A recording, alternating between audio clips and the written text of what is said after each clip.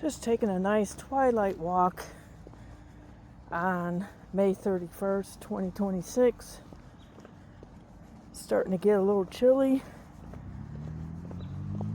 So what I wanted to talk about,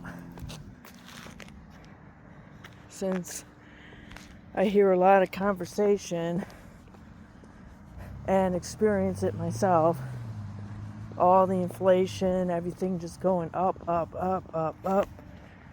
No end in sight. And then you hear how the economy is so great, which we all know it's not. But anyway, I just wanted to talk about what I do to save money on food. And as I show on my videos, I do subscribe to a CSA. It's like a farm co-op. I pay a one-time fee. Sometimes I just decide to pay it monthly or actually weekly, bi-weekly. You can do it however you want.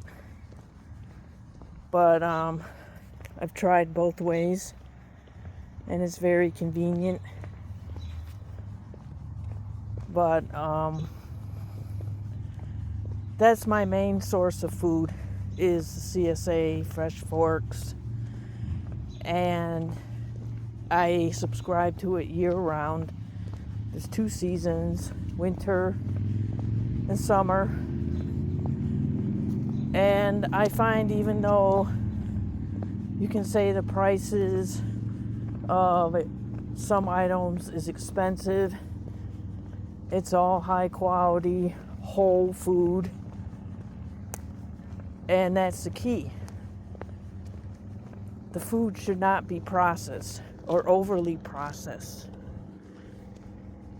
And that's the key to saving money. You avoid the overly processed foods.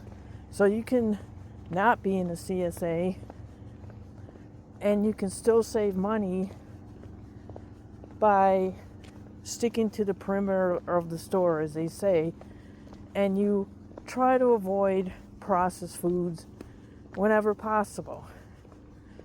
So for an example, for breakfast, it's probably a good idea to not buy cereal, because cereals are one of the most expensive items you can get for breakfast. So rather than buy cereal, why not get some bananas or apples or oranges, some type of fruit. You stock up on fruit, and the other thing, buy some organic oats. I'm not talking buy Quaker oats or the highly processed oats with the glyphosates in it from Roundup, because they did do studies where Quaker oats was found to have residues of glyphosates, and I used to eat Quaker oats all the time until I found out about that. But you can buy organic oats, you can buy raisins. So you just make oatmeal, you can put raisins in it, you buy just fresh fruit, blueberries, strawberries, on and on and on, but you don't buy cereal. That will save you a whole ton of money. The same with lunch and dinner. You can get some decent food. And yeah, you might have to adjust your palate. Like maybe for lunch, if you really want to save money, and this is what I do, I bring salads to work when I go into the office. I make hard-boiled eggs. Bring those. And for the salad, I go, or my husband goes to Whole Foods And for $1.50 or to $3, it depends on if there's a sale, but $3, you get a whole bunch of green kale. And yeah, oh, kale, it's awful. Well, if you want to save money, you just change your palate. You can get decent head of lettuce, comparable price, and the kale I get for the $3 is organic. And I also can get a bunch of mustard greens. I mix the mustard greens. You can eat beet greens, and oh, beet greens are horrible. Again, change your palate. If these greens are too bitter, add some raisins to them. Add some feta cheese. Add some gorgonzola or blue cheese. You can do all kinds of stuff. You can add, like, you can go and get some roasted pecans, roasted cashews. So you just stick with buying that kind of stuff, and don't buy the lean cuisine or all the lunch meats. Just stay away from that and you'll save a bunch of money. And then the other thing I found, I can buy a head of lettuce,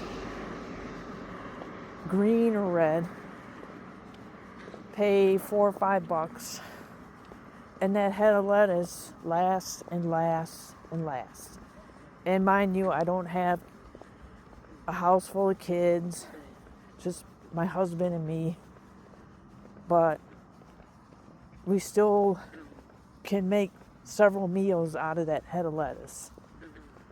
So what I do, I can steam the lettuce or steam the cabbage and mix it with different types of beans, black beans or kidney beans. I can make it with bacon, sausage, onions, put butter on it. You could probably make different types of casseroles. I'm not the Miss Queen Chef here. I just make basic, simple stuff because I'm busy. And I really don't find the grocery bill to be too horribly expensive in a given month. And I don't think we're, missing out, because we do, if we see fresh strawberries, blueberries at the CSA, we pick them up. And mind you, it might be a little high for that container, but then that container lasts as well as the container of fresh tomatoes, organic tomatoes. And then the other thing that I do, if I find that these tomatoes are getting too soft, I just replant them. And if it's a warm month, well, I'm going to get my own tomato plant. And when you look at the cherry tomatoes, you just put those mushy tomatoes in a pot outside, and before you know it, you have a tomato plant sprouting cherry tomatoes. And I'm actually growing a cherry tomato plant indoors, and it's been growing all winter. And from time to time, I pick some cherry tomatoes from inside. It faces a south window, and it has worked. So whenever I have the opportunity to replant something, then I do. It's the same with cucumbers or pumpkins, because these seeds will sprout, because they're not genetically engineered like a lot of the foods in the grocery store. And then the other thing I found is that if you avoid stores like Walmart, unless you're in the middle of nowhere and that's the only store you have, if you have choices other than Walmart, you might consider going to the more expensive stores like Whole Foods and seeing what's on sale, because that's what we do. We see what's on sale. You can also go to Aldi's. The Aldi's has some decent stuff. And again, the key is avoiding processed foods. Avoid those chicken nuggets. Avoid all those ice cream bars. I mean, make it maybe a treat once a month in the summer or something. But you don't need to stock your whole cart with this stuff. And if you have children, just take some juice. This is what my mother did when we were growing up, because we didn't have a lot of money. And what she did was take juice and put it in popsicle bars or cups, and you make a slushie. And that's what we had. And then maybe once a month, like I'm saying, we would get an ice cream bar. But this whole thing that you gotta have ice cream bars every day, every week, well, that's why you're broke. So just put the juice in the freezer in cups, and then you spoon it out on a hot day. I do it all the time. If you're lucky and you have Trader Joe's, you can get some decent juices like mango nectar. There's you could probably find some guava juice if you go on Amazon, or if you're lucky enough to be by a Mexican or Puerto Rican market, you could probably find some guava juice.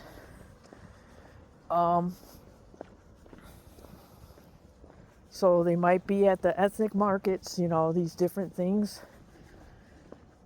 But that's what I suggest to save money on groceries.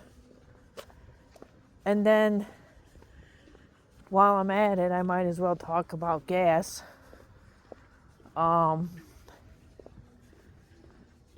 If you are good with managing credit cards, then meaning that you pay them off every month, well, you can get a gas rewards card, like BP card might have it, or Shell. I know Shell has a rewards MasterCard, and you get gas for, points for gas for every purchase you make. Some purchases you get more points, like I think restaurants, and it might be supermarkets, I don't know, but you can pay your bills with the credit card. And mind you, like if you pay your utilities, you might have to pay a couple dollars extra for the processing fee. But what I'm getting at is that at the end of the month, you get so many points that you can redeem for gas. So if you have large purchases to make and they're not charging you a fee to use your card, and you pay your card off every month, the entire balance, then that will save you money because you're getting free gas for your vehicle. So that might be good for some people, and it might not be good for other people depending on how they manage their credit cards. So those are some tips that I can provide on saving money. Yeah, and the other thing that I used to save on gas, though it kind of adds up slowly because I don't drive a lot. I mean, I do drive maybe 50 miles a week, 100 miles maybe at the most. But the downside to the upside app is that it kind of tracks you.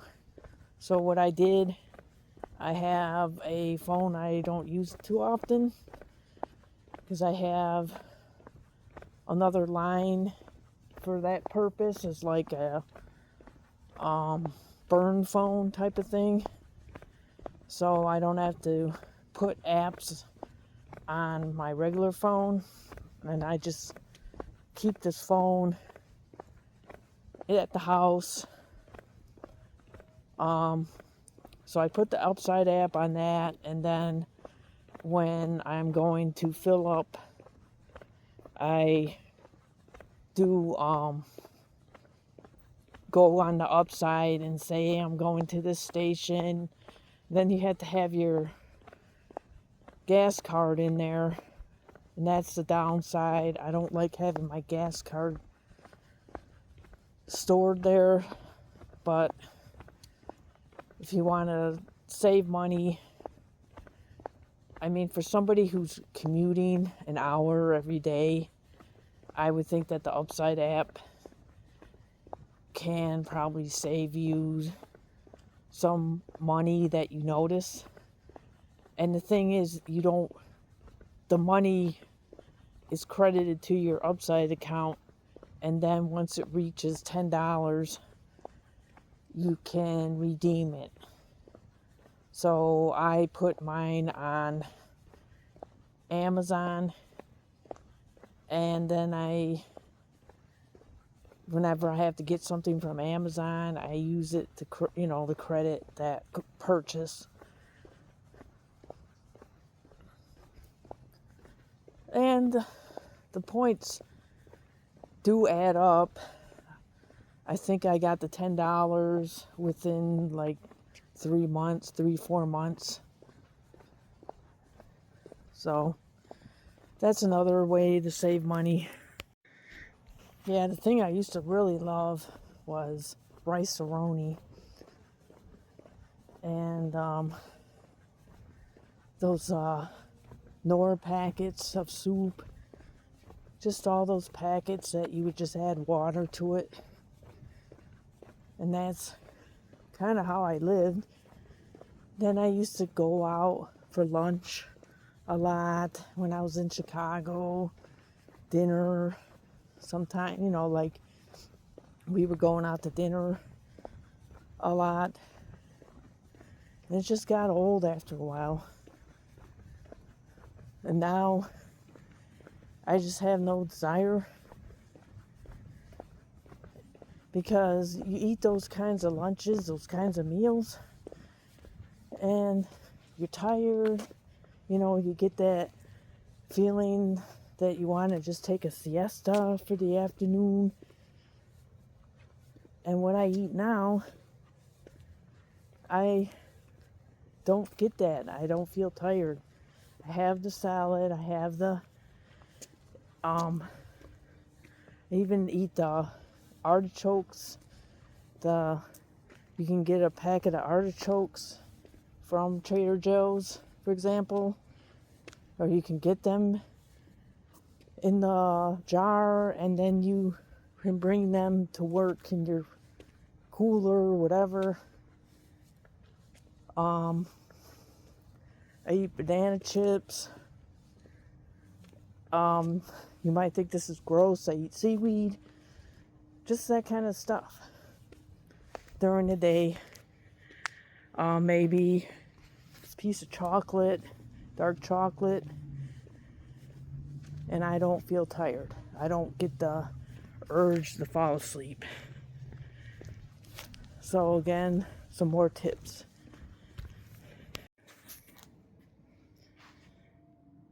So it's pitch black. Got my solar lights on. Saving money with the solar lights. I even have solar little Christmas lights